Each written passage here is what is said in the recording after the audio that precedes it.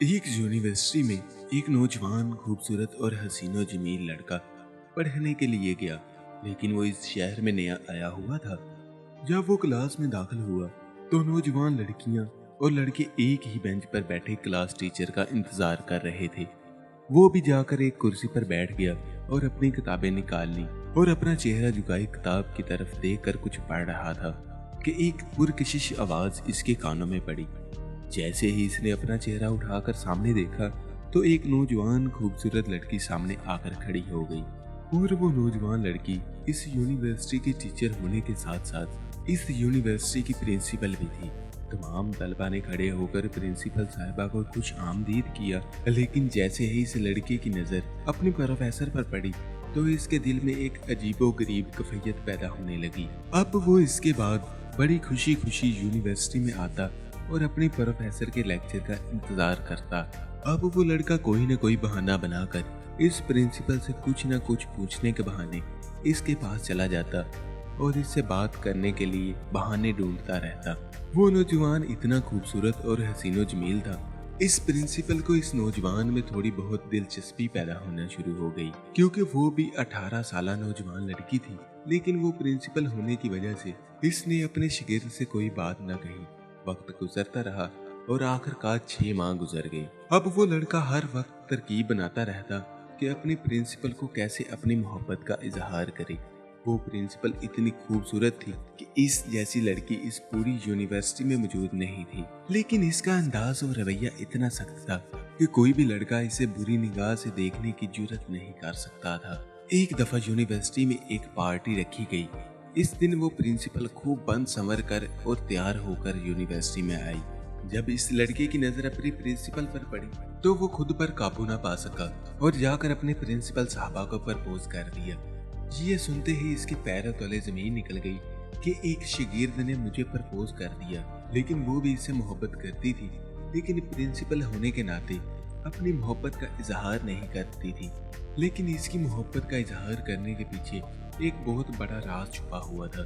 जब इसके शागिर्द ने इससे अपनी मोहब्बत का इजहार किया तो इसने इसकी मोहब्बत को इसी वक्त ठुकरा दिया, हालांकि वो भी इससे बेपनाह मोहब्बत करती थी। वो लड़का भी इसकी आंखों में अपने लिए मोहब्बत देख चुका था। इसने अपने प्रिंसिपल से कहा, प्रिंसिपल मैं भी जानता हूँ कि आप भी मुझसे मोहब्बत करती हो, लेकिन आप अपनी मोहब्बत क्यों छुपा रही हो।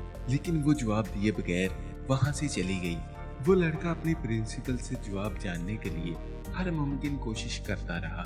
एक दिन जब प्रिंसिपल तंग आ गई तो इस नौजवान लड़के को अपनी गाड़ी में बिठाया और अपने घर ले गई। जब वो कमरे में पहुंची तो वहाँ बहुत अंधेरा छाया हुआ था। वो लड़का बहुत डर गया कि प्रिंसिपल मेरे साथ क्या करने वाली है। फिर जब प्रिंसिपल ने लाइट ऑन की तो एक औरत बिस्तर पर लेटी हुई थी। इस औरत को देखकर इस नौजवान के पैरों तले जमीन निकल गई। इस औरत ने प्रिंसिपल से पूछा कि ये औरत कौन है। इसने कहा, ये औरत मेरी माँ है। आज से 20 साल पहले मेरी माँ भी यूनिवर्सिटी में पढ़ाया करती थी और इनको भी एक प्रोफेसर ने मोहब्बत का इजहार कर दिया और मेरी माँ भी इससे बेपनाह मोहब्बत करती थी। लेकिन शादी के चंद माह पहले वो प्रोफेसर यूनिवर्सिटी से इस्तीफा देकर कहीं चला गया। मेरी माँ ने इसे बहुत तलाश किया। इस प्रोफेसर की बेवफाई को देखकर मेरी माँ ने मेरे बाप से शादी तो कर ली, लेकिन इस प्रोफेसर की मोहब्बत को बुला ना सकी और इस बात को दिल पे लगा लिया और आहिस्ता आहिस्ता मेरी माँ की तबीयत खराब होने लगी। और आज मेरी माँ की ये हालत है कि वो ना कुछ बोलती है और ना ही कुछ सुनती है और ना ही किसी बात का जवाब देती हैं। बस अंधेरे कमरे में अपने बिस्तर पर लेटी रहती हैं। अपनी माँ की ये हालत देखकर मोहब्बत जैसे धोखे से मेरा इत्मीनान ही उठ गया है। हाँ, मैं तुमसे मोहब्बत करती हूँ, लेकिन मोहब्बत को तस्लीम करना मेरे लिए नामुमकिन है। जब इसने ये सब कुछ बताया तो वो नौजवान बहुत परेशान हो गया। तो इसकी हैरत को देखकर प्रिंसिपल ने पूछा कि तुम इतने हैरान परेशान क्यों हो गए हो। तो इस नौजवान ने बताया कि इस औरत की तस्वीर मैंने अपने पापा के पास कई बार देखी है।